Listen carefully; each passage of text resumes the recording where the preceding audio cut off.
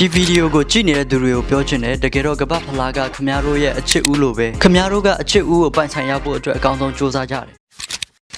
ဘာဖြစ်နေရလဲကွာမင်းတို့ကြည့်ရတာတခုဖြစ်နေတယ်လို့ပဲအေးကွာ World Cup Final မှာဘယ်အသင်းကကပတ်ဖလားကိုကင်မြောက်ပြီးတော့အောင်ပွဲခံကြမလဲပြီးတော့အဲ့ဒီဖလားကိုသူတို့ရဲ့နိုင်ငံကိုပြန်ယူသွားတဲ့အချိန်ဆိုနိုင်ငံသားတွေဘယ်လောက်ပျော်နေလိုက်ကြမလဲမဟုတ်သေးဘူးမင်းပြောတာတခုမားနေတယ်လို့ပဲဘာမှလို့လဲကွာအနိုင်ရတဲ့အသင်းကဖလားကင်ပြီးကိုယ့်နိုင်ငံမှာအောင်ပွဲမခံကြဘူးလားအောင်ပွဲခံကြတာတော့ဟုတ်တယ်ဒါပေမဲ့မင်းတင်ထားတာကကပတ်ဖလားမှာချန်ပီယံအသင်းကင်မြောက်တဲ့ဖလားကိုကိုယ့်နိုင်ငံကိုပြန်ယူသွားလို့ရတယ်ထင်လို့လားမင်းဆိုလို့ချင်တာကပြန်ယူသွားလို့မရဘူးဆိုတဲ့သဘောလားဟာအဲ့လိုတော့လည်းမဟုတ်ကွာသူတို့ချန်ပီယံဖြစ်တဲ့ဖလားရတာလည်းမင်းဒါပေမဲ့ကမ္ဘာပေါ်မှာတန်ဖိုးအကြီးဆုံးအားကစားဖလားတွေထဲကတလုံးဖြစ်တဲ့ FIFA World Cup Trophy ကိုဘယ်အသင်းကမှအမြဲတမ်းမပိုင်ဆိုင်နိုင်ဘူး။မင်းဆိုလိုချင်တာဘာလဲကွာငါ့ကိုသေချာပြောပြပါအောင်။ငါဆိုလိုချင်တာက World Cup ဘလို့ပွဲအပြီးမှာအသင်းကောင်းဆောင်ကင်မြောက်ပြီးအောင်ပွဲခံတဲ့ဖလားကမူရင်း FIFA World Cup Trophy အစစ်ဖြစ်တယ်။ဒါပေမဲ့အောင်ပွဲအခမ်းအနားအစီအစဉ်ပြီးတာနဲ့ FIFA ကဖလားအစစ်ကိုပြန်သိမ်းသွားတယ်။အဲဆိုရင်အနိုင်ရတဲ့အသင်းကဖလားမပါပဲကိုယ့်နိုင်ငံကိုပြန်သွားရတာလား။အဲ့လိုတော့လည်းမဟုတ်ပြန်ဘူးငါကောင်ရ။ချန်ပီယံအသင်းကကမ္ဘာဖလားအစစ်ကိုအိမ်ယူသွားခွင့်မရှိဘူး။ဒါပေမဲ့အဲ့ဒီအစား FIFA က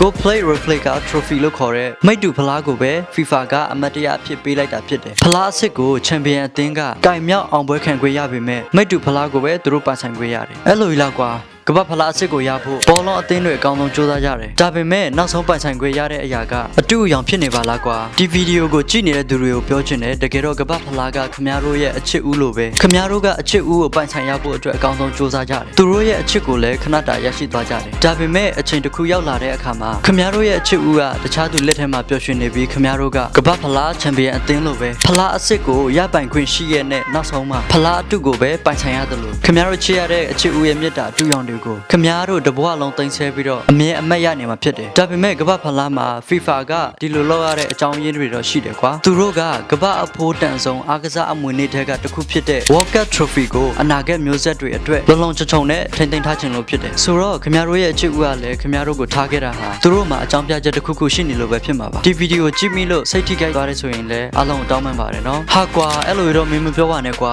နောက်ထပ်လည်းစိတ်ထိခိုက်ချင်သေးတယ်ဆိုရင်တော့ကျွန်တော်ရဲ့ channel လေးကို follow လုပ်တော့ဖို့မမေ့ပါနဲ့ see you in the next video